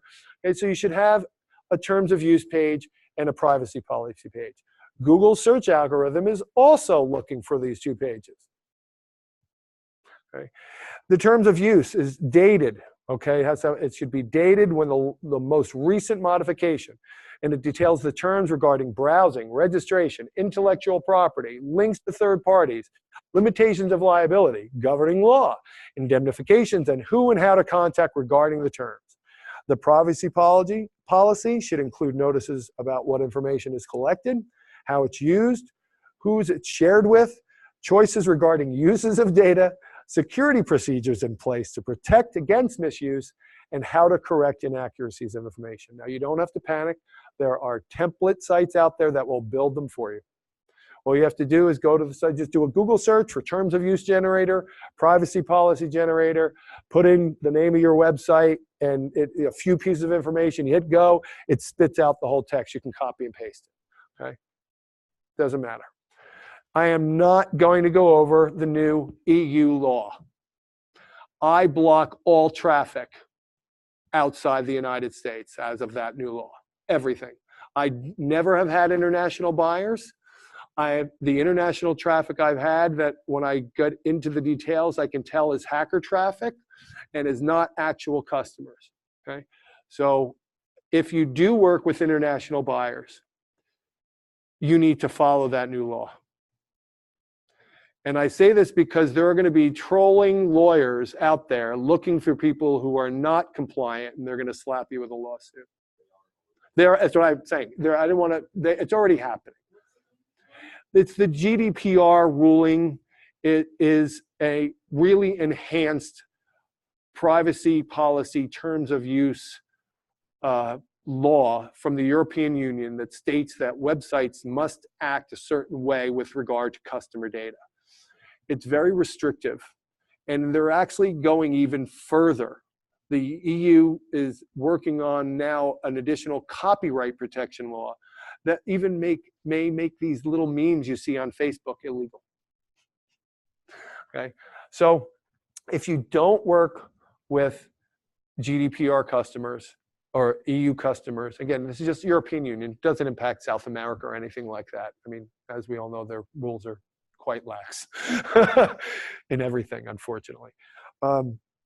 You may want to consider, reading up about that and making sure that your privacy policy in terms of use comply with the GDPR. Okay, but that goes beyond the level of this course. Okay, IDX feeds. We talked about IDX feeds as Internet Data Exchange. They allow agents to display listings within their site. This is the approved method for displaying other brokerage properties on your website without their permission. Okay, this is not like when you want to send an email blast out to your clients about a new listing that another broker has where you have to call and ask for permission to advertise. This is within the MLS. It's part of the IDX exchange. It's already agreed to. Okay, if the listing agent did not want their property in the MLS, they're going to unselect that when they create the listing, so it's excluded from everybody. Okay, or they're going to turn off the address, whatever agreement they have. Okay? Each MLS has to approve the IDX feed. Okay, each MLS may charge a small monthly fee for access. I'm talking $2, $3. Okay, and each feed listing IDX feed listings include the proper attribution for brokers. So when somebody's looking at a list of Oakland Park real estate, the logos for the text, when you view the property page, at the bottom it's going to say, courtesy of Caldwell Banker, courtesy of Remax Partners, courtesy of the K Company. Okay, so that attribution is there automatically, so you don't have to worry about it. And price changes will be reflected automatically. Any kind of change will be populated and updated through the feed. Okay, I'm just going to go over South Florida because this is the market that I work, okay? In South Florida, we have 3 board associations currently with 4 distinct MLS feeds, okay? As we know, RAPB and GFLR merged, okay? However, although we are merged, there are still 2 separate MLS feeds into the IDX system. There's those listings that begin with F, which was the GFLR, and there is the separate feed for those listings that begin with an R. Now, yes, when we log into our system, we see everything. We don't have to worry about it. We search for Oakland Park real estate, we see Miami, South Broward, RAPB, we see AFH, we see them all, okay? But a customer, okay, is not going to see everything we see in the MLS unless we pay for those feeds. Okay, because these are all unique feeds. Okay? We as boards, local boards, have local relationships that have been put into place so that we all see the listings as industry professional. Okay, but if you want your clients to see the Miami property, you've got to pay for that feed. If you want them to see the South Broward properties, you have to pay for that feed. Now, that doesn't mean that any address in Miami is not going to show up on your site. It's wherever the agent membership is. Okay, so I am a member of RAPB GFLR. Okay, but I was a member of GFLR. So all my listings, when I put them in the system, begin with an F. Okay, if all I pay for through IDX is the GFLR feed, then when somebody searches for Wilton Manors real estate and there's properties that were listed by a Miami agent that is not part of this board, they're part of the Miami board or they're part of the South Broward board, those listings are not going to appear on my website. So you have to pay for each feed that you want available for client searches. Okay? Now, it's going to be, I talked to some people on the board, it's probably going to be at least another year before both of these are combined into one. It will happen, okay? But it's not going to happen soon. You're talking about the Miami and I'm talking RAPB and GFLR. Again, we've already combined as an organization, but the feeds are still separate, okay? There's a lot of disparity between the Palm Beach feed as it exists currently and the Fort Lauderdale feed. And those things have to be resolved before we can create a new, it's basically more or less a new MLS system for us, that so whenever an agent that was originally RAPB or an agent that was originally GFLR, whenever they put in the listing, the letter is going to be just whatever it is, whether it's BF, R, whether they choose a new letter, it's one letter in front of that. but right now you said you get charged like a fee. You have to pay separately. For, When you're putting in a listing or when you're doing when you want the IDX feeds into your website. Yes, no, of course, right? Yeah, yeah, of course. Internally, we've got relationship agreements. At the GFLR, RAPB has a relationship agreement with South Broward. We have a relationship agreement with Miami, so that all of the members and all of those boards see all of the listings within the respective MLS. We don't see Key West. We do not have a relationship with the Keys board. This has been going on forever, okay? Especially with Miami, okay? So that we can't see internally. Doesn't mean you can't have it on your website. And the reason why is because the K company has relationships with almost every single MLS board in the state of Florida. So because the broker has an MLS relationship with that, you can get the MLS feed as an agent. Okay, that's what matters, is what MLS agreements your broker belongs to. Okay. I know, so we can get Key West. If you want Key West on your website, you can get it. You may want that even for yourself. Okay, say you do occasional sales in Key West, okay, but we can't search for property within Matrix or Flex for Key West. We have to use RPR, okay, or something else. Well, if you get the IDX feed on your own website, you can use your own website to search for the Key West properties. Or MLS Advantage. There's a bunch of the different options you have. No, not necessarily. If you want to have it to your own website, you will have to get charged. Correct. The IDX feed for, there's different, first of all, if you use Playster or iHouseWeb, you're not getting charged anything. It's built into that monthly cost. You're only going to choose, what, for one, that's what I said, for one MLS. Okay, that's all that's free. So if you want the additional feeds, you're going to have to pay Playster or iHouseWeb, the additional monthly fee for that. Well, I can't answer your question. I don't know what the charge is. Right. It's not going to be exorbitant, but it could vary. Well, first of all, iHouseWeb is going to charge you, number one. Okay, they're going to charge you an additional fee. That fee is going to be higher than what the board charges. The board only charges a few dollars. It's tiny amounts, because I see it on my bill from IDX. I use IDX Broker, okay? And again, it's one of the biggest ones out there. They've been around a long time. They give you a lot of customization options. There's CRM capture in there. Now, why it's important to understand that there's different feeds, as every market has a different market share per association. Correct. So you're doing business in Broward County. The Palm Beach Fort Lauderdale board only has, I believe it's 52% of the market share in Broward County.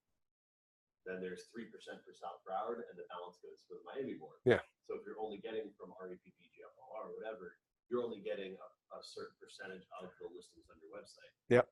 Miami-Dade County is like 98% Miami. Yep. They cross over into Broward.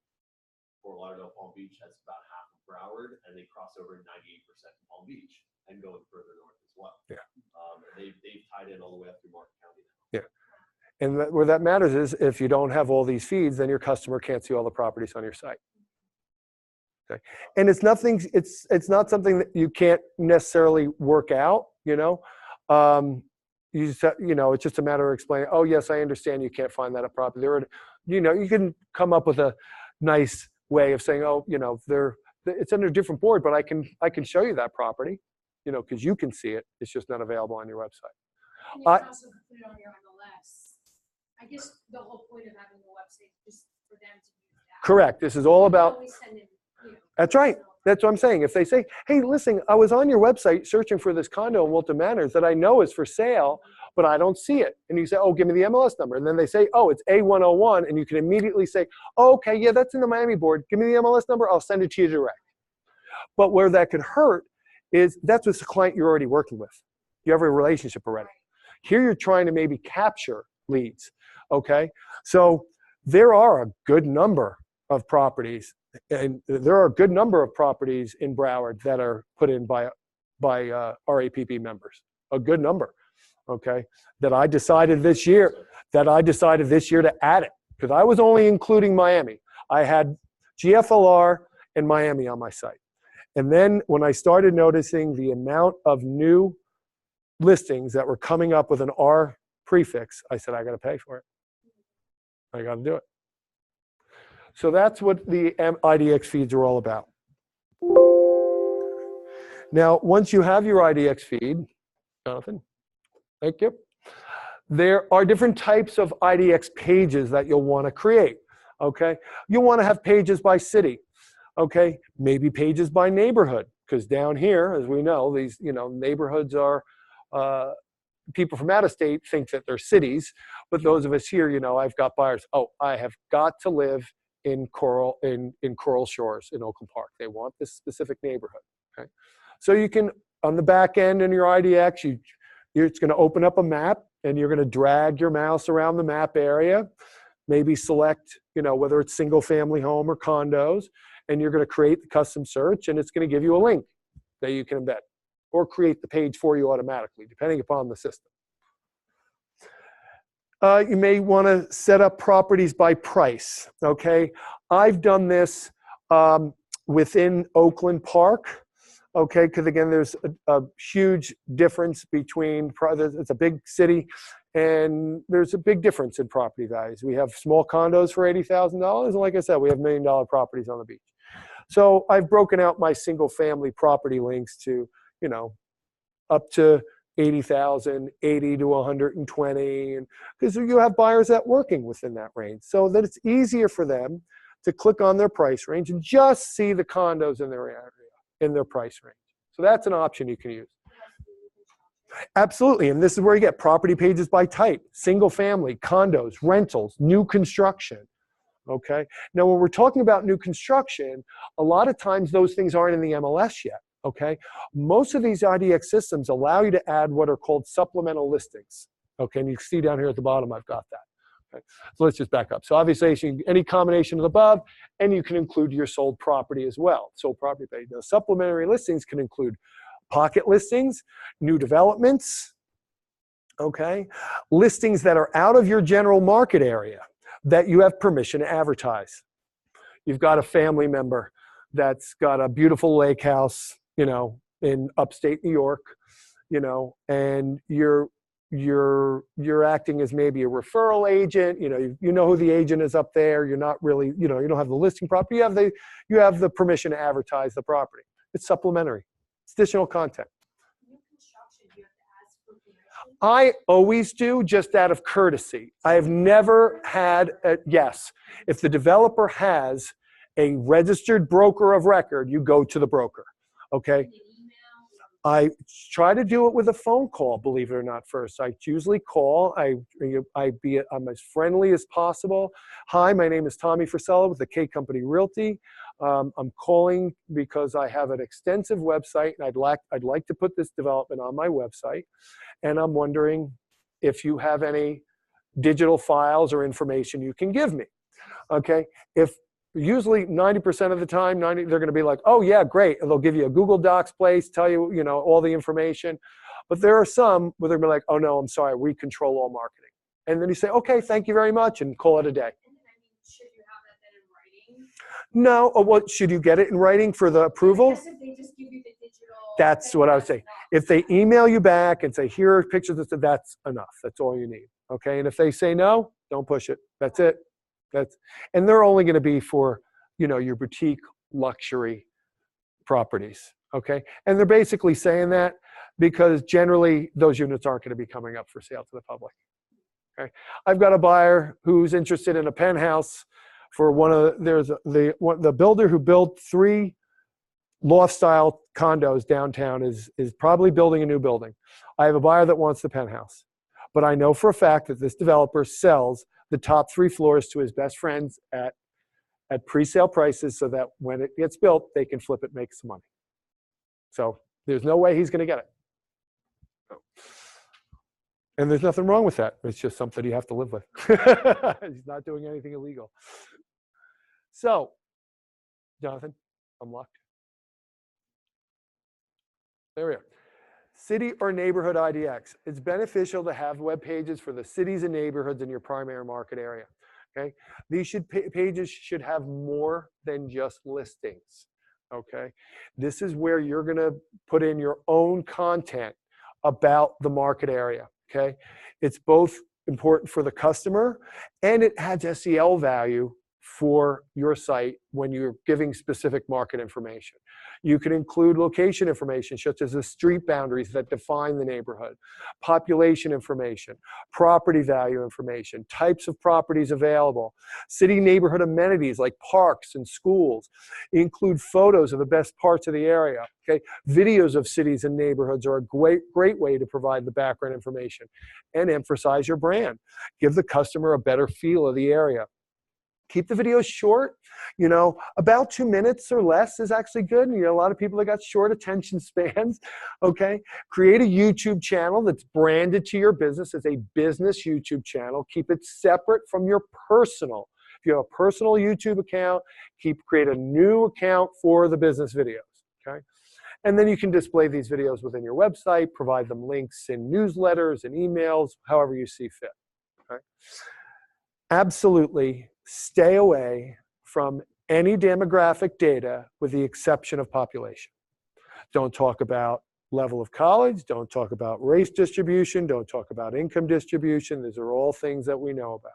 Whenever your clients ask for any of that information, you send them directly to your favorite demographic website, whether it be city-data.org, the US Census, whoever it be, you send them there directly.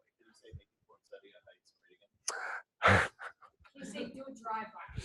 Oh, that's absolutely, and I do that all the time, okay? And I do that all the time. You know what? Maybe you should drive by this neighborhood first during the day and at night and see if it works for you. Okay? It does, but it's a legal protection that you have to follow. The real estate blog, okay? The blog with frequent articles related to real estate is what's going to drive traffic to your site, okay? Once you get your website built, okay, and you get all those IDX pages I was talking about built, this is what you're going to be updating moving forward, okay? And this is where it takes a lot of time, and it's not even based, if you're going to use Placed or iHouseWeb, that's the easy part. It's writing the content. That's the problem, okay? Again, we're taking time away from us doing selling and generating business in networking or whatever it may be. But this is business generating as well, okay? In the long term, it is, okay? It's going to enhance your brand. It's going to enhance your website. People are going to come there and they're going to see all these blog posts dated, you know, every week, twice a week, or whatever it may be, okay? There have been times where there were 3 months went by where I just said, I just can't. I was so busy, you know, and that's when I contacted my friend over at Rockhopper.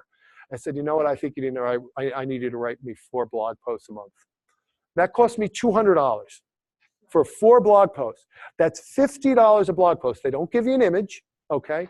He writes you a nice big, over 500-word blog post, okay? That's topical. It's somewhat general, okay? But they take requests. If you want a specific article written, they'll say, yeah, we can do that. $50 an article is, in 2018 dollars, is dirt cheap. I was paying $50 an hour, $50 an article in 2007 for copywriting. Rockhopper Media Group. They're on the slide, which you'll get later. That's the last one on there. Okay, Rockhopper Media Group. Yes, Jonathan. There are some companies who can pay, repeat the question. Yeah. There are some companies who can pay a monthly subscription to provide newsletter content to send out or send out newsletter content for you. Are you able to take those articles, make them your own, and post them as blog posts? Okay, the question is, Jonathan said, there's companies out that allow you to subscribe for articles that'll go out in your newsletter or something else. And can you use those articles and post on your website? For example, one of the Realtor resources, they send an email out with, little blurbs that you can put on your website and have some content. However, the reason why you don't want to use any of them is it's duplicate, what I call duplicate content. Okay, and that's coming up in a bit. But let's see where we are. I'll explain that they're available. They're good for the newsletters because they're an email blast or something, right? But if usually they say you can only post the blurb, do not go and copy the whole article and then take the whole article, because the blog article is residing on the National Realtor news site. And when your client reads the blurb, then it's click to read the full article. Then the Realtor Association is getting all the traffic. What if you copy the entire thing? You courtesy of? Can't. That specifically says in the email you get from them, do not do that. It specifically says you cannot do it. All you're supposed to do is take the blurb with the link to read more on that external site. Okay, and then they're off your site. Right. Now what you're looking at here is what's called the blog landing page, okay? And basically it is a a descending list with the most current news article at the top, okay? And it just runs down. And I display, I think, like 10 articles before you get the next page button. You can, graphics can, sometimes just one picture can lead somebody in to read an article without even looking at the title. So I always want to have some kind of graphic that is representative of the post that you are writing. Okay? And when they click through it, now you can see I've got a big graphic at the top. This is the only place on your website, other than a property page, that a website graphic of that size is permissible. Okay? Even our K company site, if I was hired today to redesign their site, I would have probably a 2-hour discussion over why we need to get rid of that big central section on the K company. Right? I would redo the K company site homepage quite a bit. Right? I would. It's a beautiful site.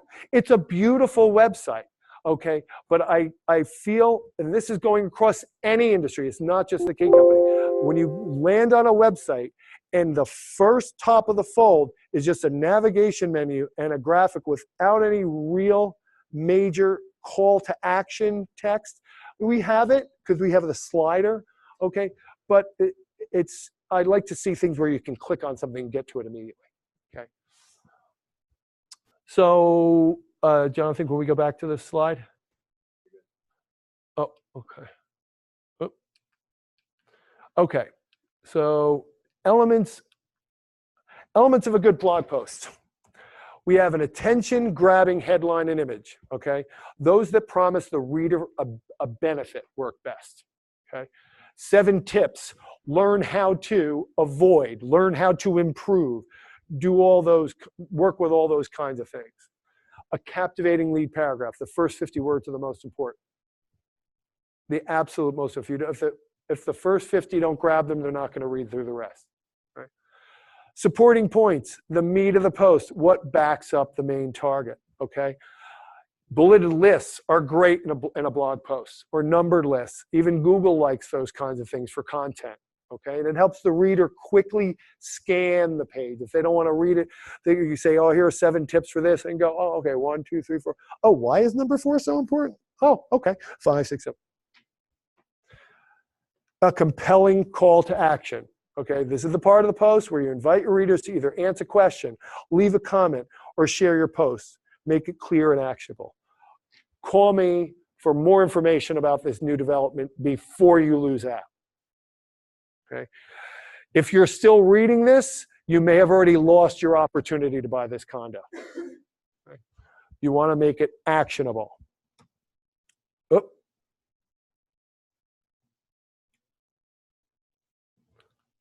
Okay.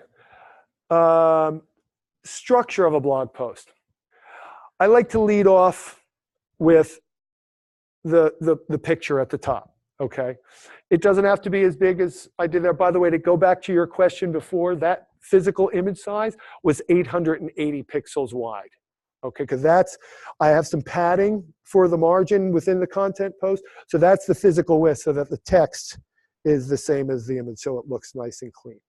It doesn't have to be that big. And when it scales, when it's viewed on an iPad or when it's viewed on an iPhone, it does look smaller. But I use Photoshop to save that 880 pixel image at a reduced resolution.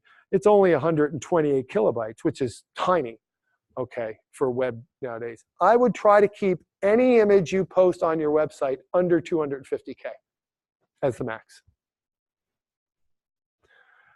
Hey, your blog post should be 800 words minimum.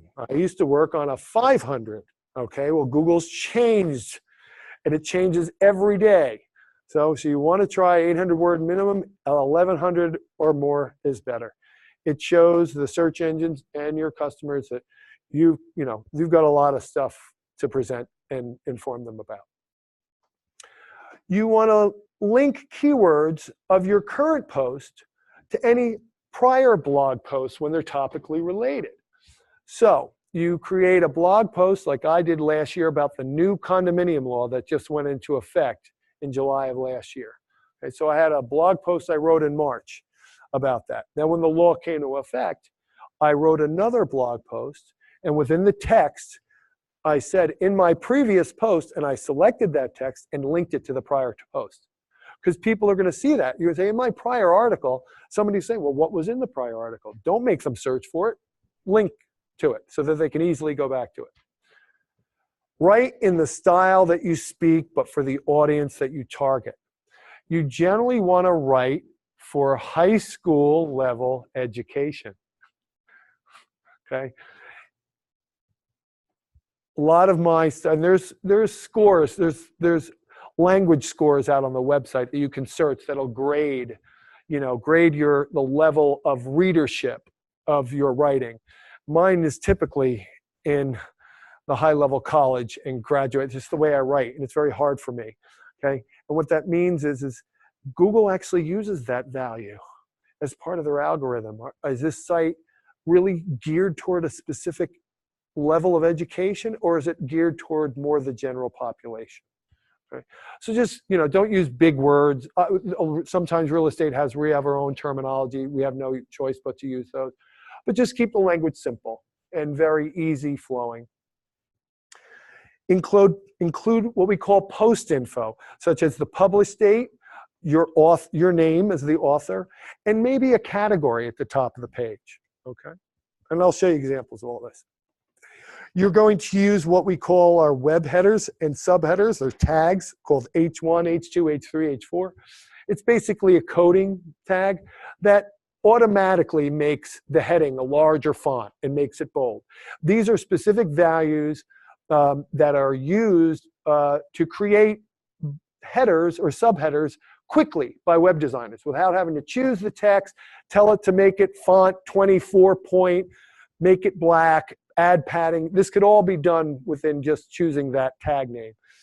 But the search engines also use those tags to rank importance of keywords within your documents. Okay, so you're always going to use them, and I'll show you an example. Use pull-out quotes with color or specialized text. Okay, bullets and numbers are lists. Bulleted and numbered lists are good to use. Like I said before, they break things out quickly. A visitor can scan through them very quickly. Link to external sources sparingly, and always open that link in a new tab or window. So my article for the example here, okay, is 2018 preliminary property tax values. Okay, right here, there's a link to bcpa.net and an article there.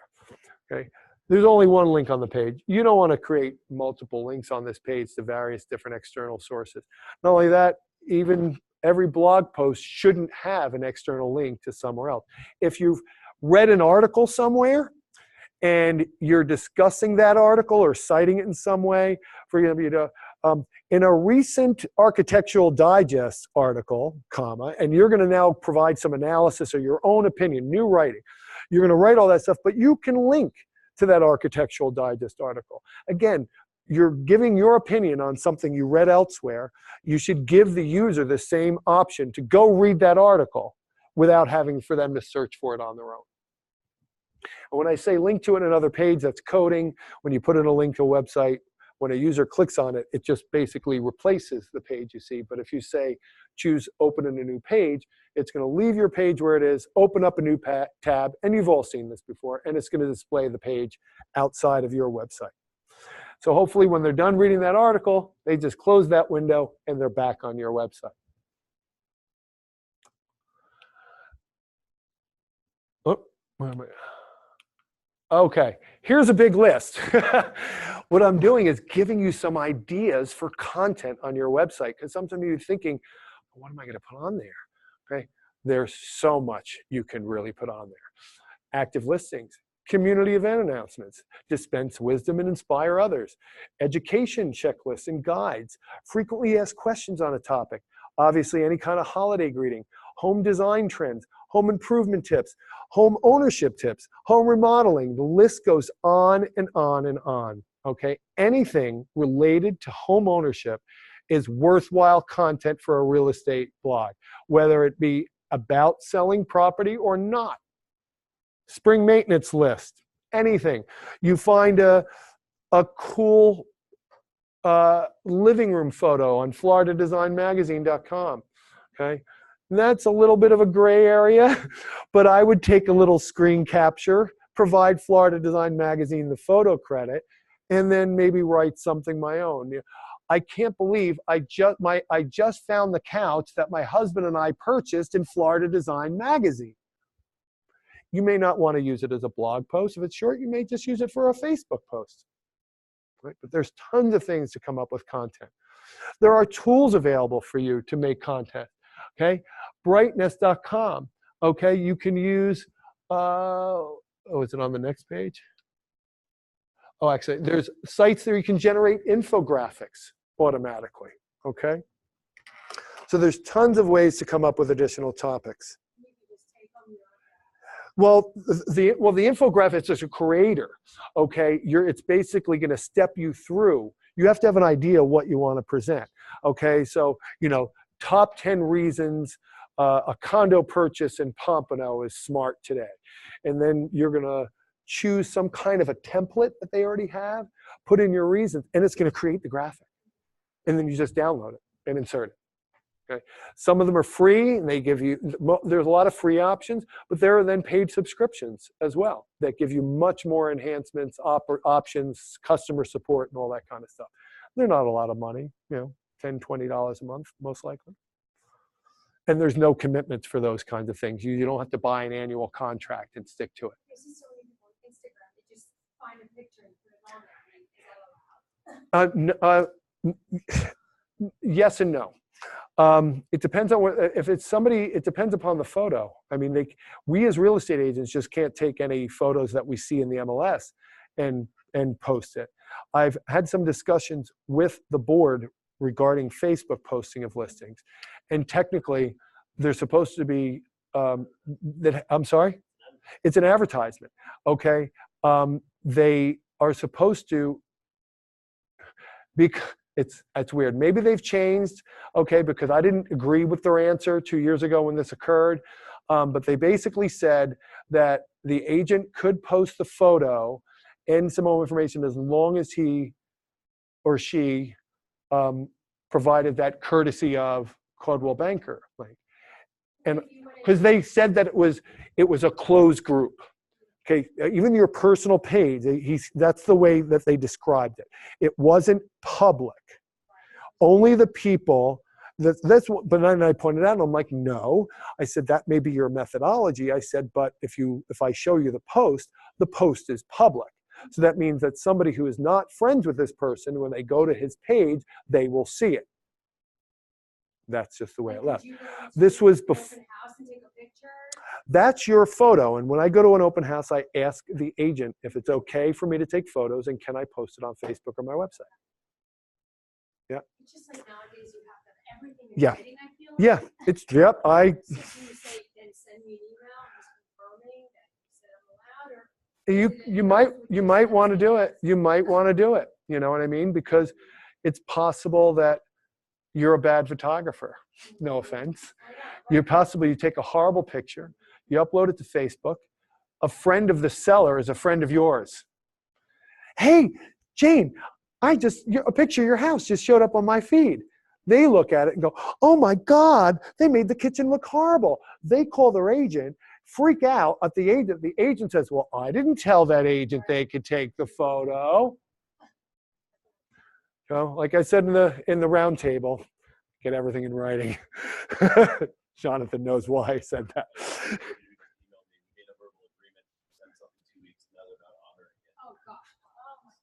Yep.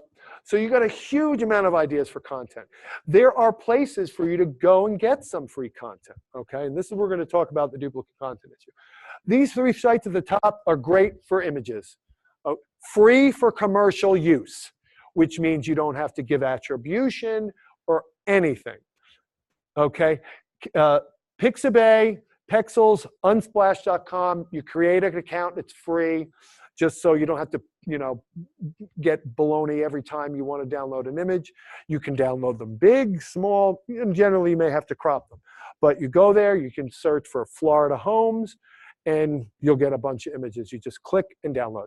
if you want to use the little button that he has to buy him a cup of coffee with PayPal, that's your prerogative, but you don't have to. Right? FloridaRealtors.org. The monthly market statistics is what I use that site for. Okay.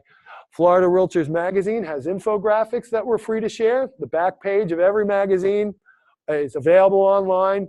I copy and paste it as is. And you have to say it's from. It's already in the graphic. It's part of the graphic. Okay. Canva.com, Visme.com, Venage, Pictochart. Those are the infographic site I was telling about. Jonathan loves Canva.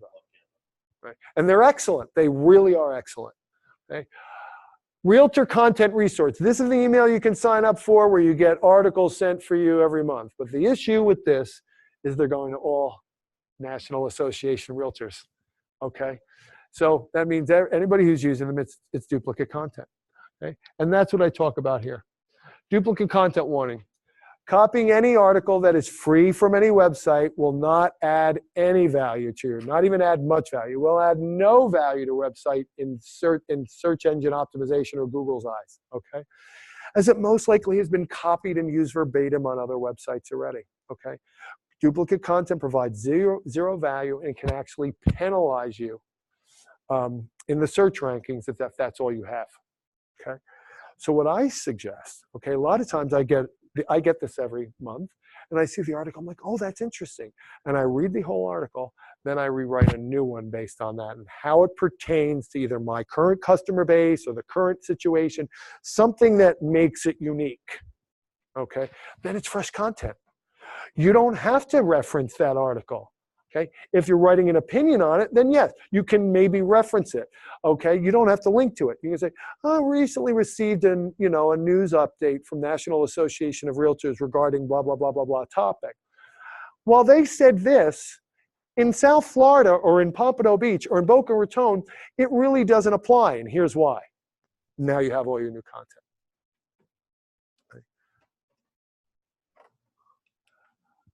These places, this is software you can use to manipulate graphics that are free, okay? GIMP.org, I know sounds horrible, but that's what the software is called, okay? And it's open source for Windows or Macs, okay? It's been around for a long time, okay? It can have a little bit of a learning curve, in my opinion.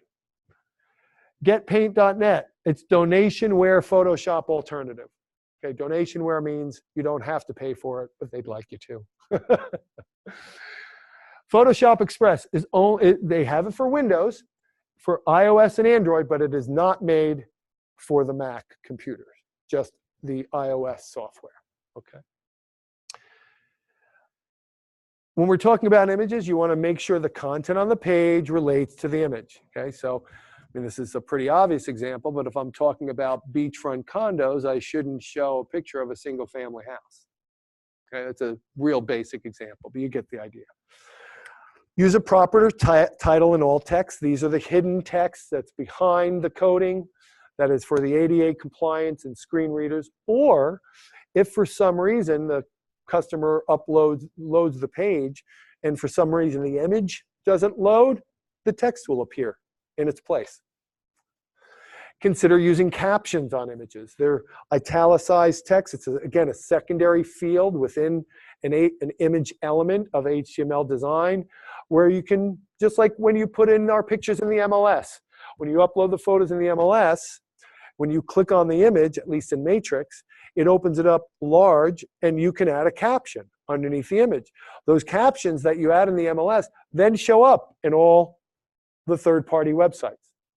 You can do the same thing here. I've already talked about image size and quality. And then there's choosing the right format. You're going to use two different image formats online, JPEG and PNG. The majority of them, 99% of them, are going to be JPEGs. Any pictures of houses, any full color photos and things like that are always going to be JPEGs. Why? Is because the compression is better. The file sizes will be smaller. Okay? A PNG image is generally only used when you need to create some kind of little animation, okay? And I suggest not to do that on a professional real estate website. There's no need for it. or you need a logo or an image that needs to have what's called a transparent background. Okay? In other words, when that image lays on top of the page, whatever is behind it shows through the sides.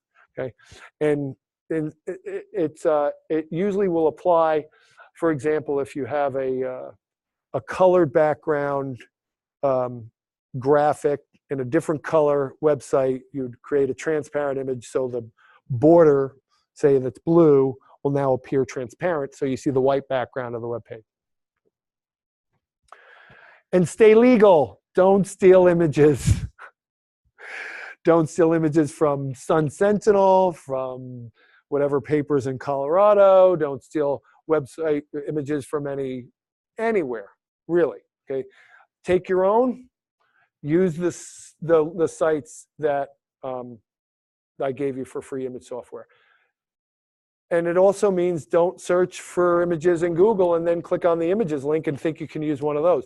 Because Google has added a little feature in Google Images where you can bring up certain advanced settings and choose rights management, where it says, you know, this has no rights.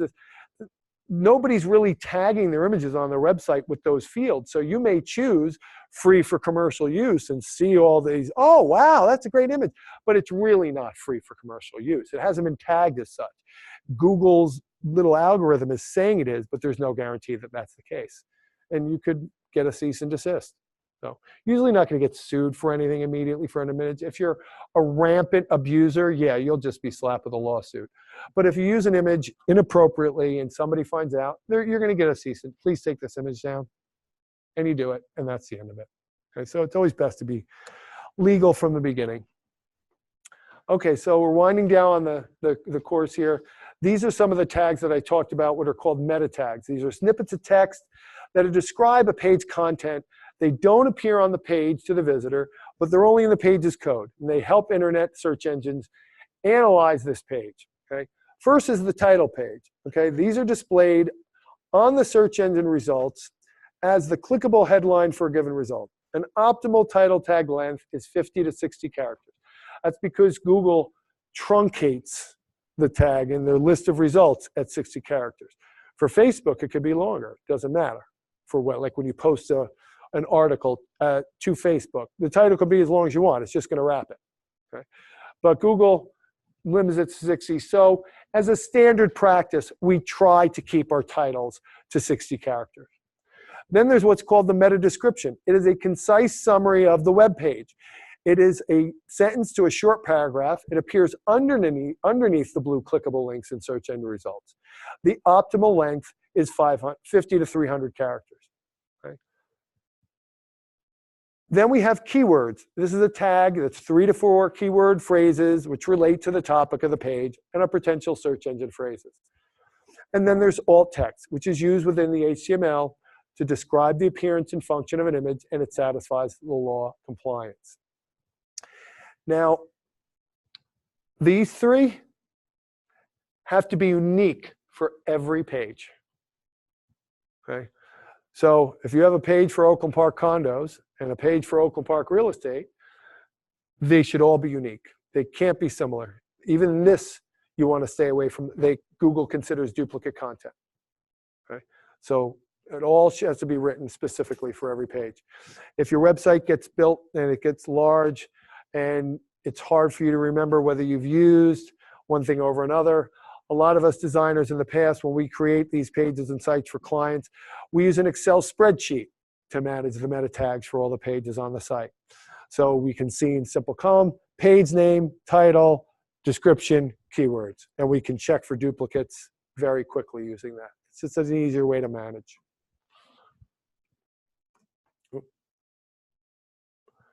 Okay, now, so we're going to talk about just some basic SEO stuff. There's so much in here, we broke it out into 2 classes. You want to be hyper relevant on a specific topic, okay? Again, include the subject in the title tag. Include the subject in the URL. So if I'm writing a post about Oakland Park condos or Royal Park condos, the URL to that page should be tommy.realtor/Royal Park condominiums or Royal-Park-condo.